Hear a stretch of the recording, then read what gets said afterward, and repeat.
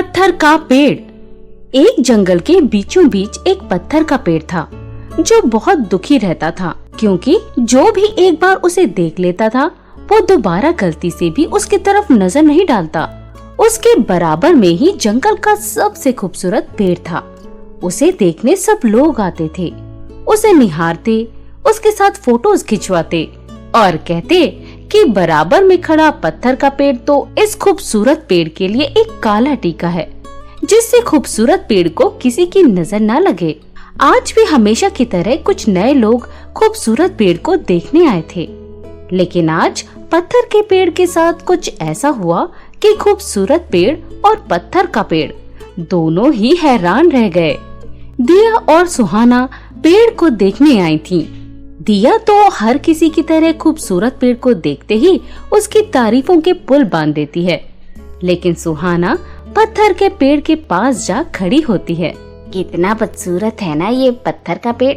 अब भला ऐसे भी पेड़ होते हैं कहीं? लेकिन ये कितना सच्चा है। ये खूबसूरत पेड़ हमेशा ऐसी नहीं रहेगा। एक ना एक दिन इसकी खूबसूरती ढल जाएगी, लेकिन ये पत्थर का पेड़ हमेशा ऐसा ही रहेगा। लेकिन जब इसकी खूबसूरती जाएगी तब हम कौन सा इस दुनिया में रहेंगे?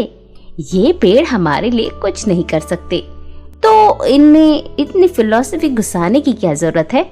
हम कर सकते हैं। बड़े दिनों के बाद बोला तो।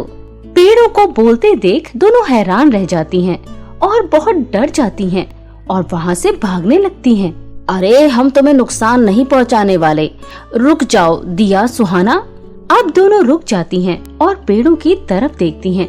तुम दोनों पेड़ बोल सकते हो? क्या तुम जादुई पेड़ हो?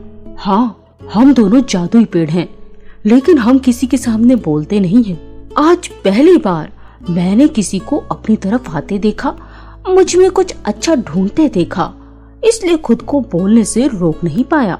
और इसे बोलते देख मैं भी चुप नहीं रह पाया। तो क्या तुम कोई जादू भी करते हो? हाँ, इस खूबसूरत पेड़ के पत्तों को अपनी आँखों पर रखो तो तुम्हें कई खूबसूरत नजारे दिखेंगे, लेकिन मैं ऐसा कुछ नहीं कर सकता।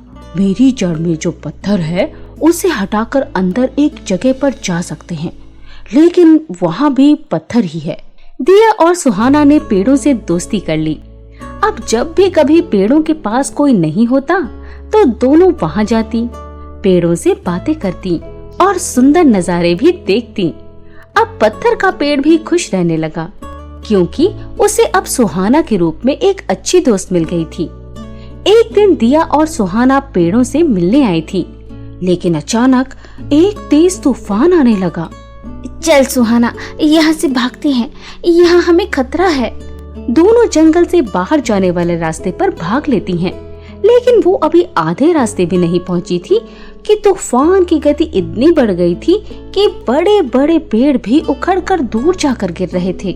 अब उन्होंने सोचा कि वापस पेड़ों के पास चलते हैं, शायद उनके पास कोई रास्ता हो, और वापस मुड़ जाती हैं। दोनों पेड़ देखते हैं कि दिया और सुहाना भागते हुए आ रही हैं, और तुरंत ही पत्थर का पेड़ खुल जाता है, जैसा उसने दिया और सुहाना को पहले भी बताया था, और दोनों उसके अंदर चली जाती हैं। वहाँ कोई तूफान नहीं होता, दोनों वहीं बैठ जाती हैं। देखा दिया, जिस पेड़ को लोग सालों से बेकार समझते आए, उसकी वजह से ही आज हमारी जान बच गई। दुनिया में कोई भी चीज बेकार नहीं होती, और खूबसूरत या बदसूरत होने से ये डिसाइड नहीं किया जा सकता कि कौन काम का है और कौन बेकार। तूफान थम गया है, अब तुम बाहर आ सकती हो। ये सुनकर दोनों बाहर आ जाती हैं, जहाँ पूरा जंगल उथल पुथल हो गया था। खूबसूरत पेड़ के भी पत्ते झड़ गए थे, कई टहनियाँ गिर चुकी थीं।